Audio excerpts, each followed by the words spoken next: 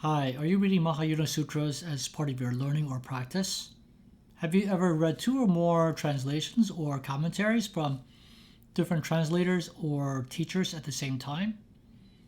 I like to provide some of my thoughts from a few examples during my practice and learning. By the way, I'm just someone interested in Buddhism. As everyone is on their own path, my comments are from my limited knowledge and are unique to my circumstance. But maybe what I present here can be food for thought for some of you. I will talk about my thoughts on reading three different sutras, why we chose the multiple books for each sutra, and my thoughts. This is not a comprehensive comparative discussion. Instead, they're just brief and just my opinion. The three sutras are the Lotus Sutra, the Heart Sutra, and the Platform Sutra. Also note that I read these books along with my fellow Dharma book club friends. In 2019, my friends and I did a book club on the Lotus Sutra. We used the translation published by BTK, by Tsuganari Kubo, and Akira Yuyama. BTK, or Bukkyo Dendo Kyokai, is an amazing Buddhist organization based out of Tokyo, Japan. They translated or are in process of translating the Tripitaka, as well as many other Buddhist texts into English. The Lotus Sutra is a good-sized sutra and has many teachings. When we first read it, I thought, wow, I learned a lot. But after reading many other Buddhist texts, some of us felt that maybe we should revisit the sutra, since we likely didn't absorb that much before. So in 2021, we decided to do another book club and use the translation from Reeves. We chose this book because the reviews commented that the translation is easier to read for Western readers in terms of concepts, mythical creatures, etc. We wanted to make the book club easier for new members as well. But some of us have been reading Buddhist texts for many years, so we, a subset of the group, decided to supplement the main reading with commentaries from a Buddhist teacher. So we selected Thich Nhat Hanh's book titled Opening the Heart of the Cosmos, Insight on the Lotus Sutra. Thich Nhat Hanh is a super well-known Buddhist teacher, and I will go a little bit more into it later. However, for myself, I felt that I wanted to learn more.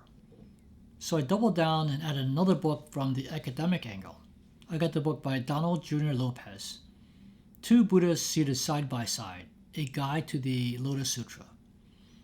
Donald Lopez is a professor of Buddhism at University of Michigan, prolific translator and publisher of many Buddhist books. Donald's book was more like a textbook, but he provided commentary from both a geographical and historical aspect. Specifically, he presented the Lotus Sutra from the early Buddhism in India through to China, and also focused on Nichiren's interpretation in Japan.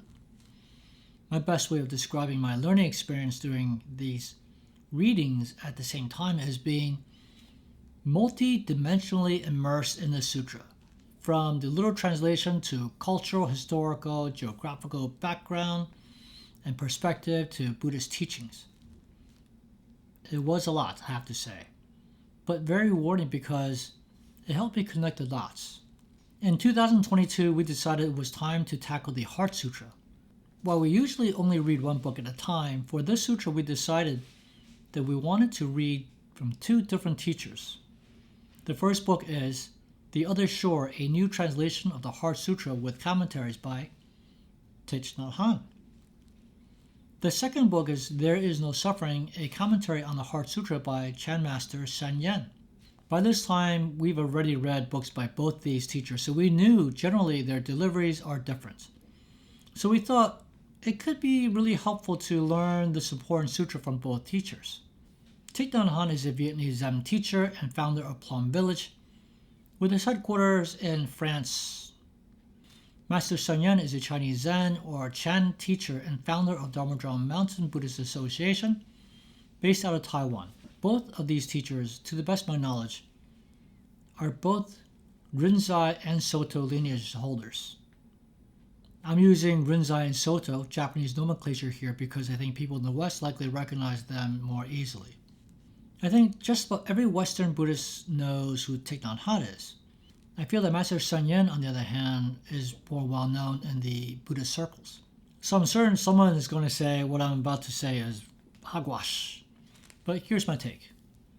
For the Heart Sutra commentaries by Thich Nhat, I feel that it's catered to a wider audience, helping people to conceptually understand Buddhism more.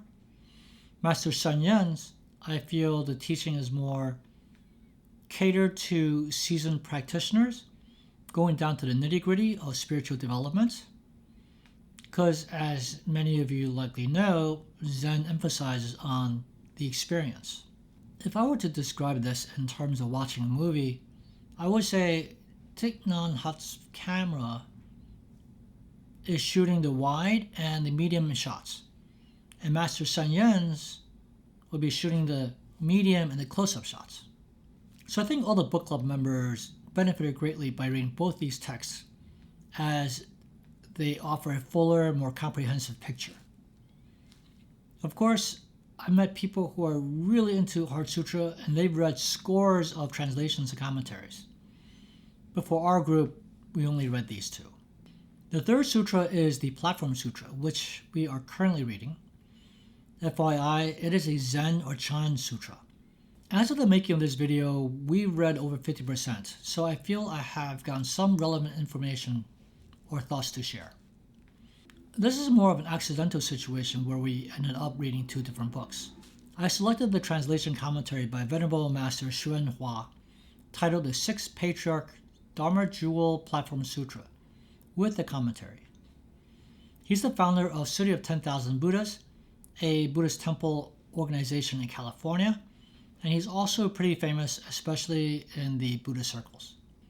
When one of the main book club friends tried to purchase his book, the wait was like weeks.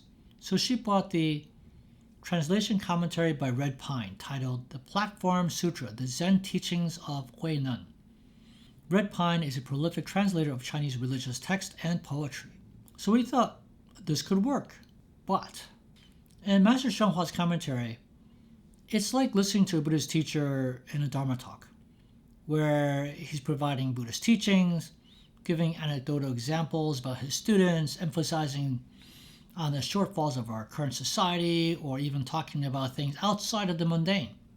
Red Pine's commentary provides teachings in Buddhism while also giving the background of the society plus historical context.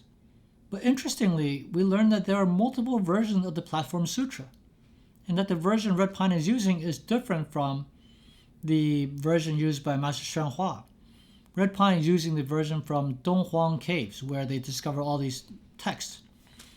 So there are differences such as in certain interpretation of the events, some of the order of the sutra, etc. An example is when Huineng was given the robe and bowl to become the sixth patriarch. The fifth patriarch told him, "You better run because not all the disciples may be happy about this, so you could be in danger." The sixth patriarch ran, but one of the monastics, I think his name is Huiming, he was an ex-military guy, so he caught up with the sixth patriarch. The sixth patriarch dropped the robe and bowl on the side, and in Master Shenghua's version, the items were magically too heavy to be lifted, and Huiming states that he just wants the Dharma then. But in the Red Pine version, Huiming was offered the robe and bowl, but he just says, "I only want the Dharma." So we can see there's a difference in interpreting the sutra. So for this example, while I'm learning about Buddhist teachings, I'm also learning about the different versions of the interpretations and the possible reasons for the differences. Thus, I'm gaining some insight into the developments of Chan or Zen Buddhism in historical China. I learned immensely from all these Buddhist texts, but my comments in this video are very short. I really just wanted to provide some color to my learning experience, and maybe that could help you decide if you wanted to read multiple texts at the same time. So in summary, I feel that even though I don't often read multiple versions of the same sutra at once, when I do, I find that they are very rewarding, often in ways I didn't expect, such as learning about different versions of the Platform Sutra. Would I recommend this to others? Yes. But this really depends on how much time you have. Also, how deep you want to dig. In today's world, time is so limited. Hope you found some of what I presented here helpful. Thank you for watching.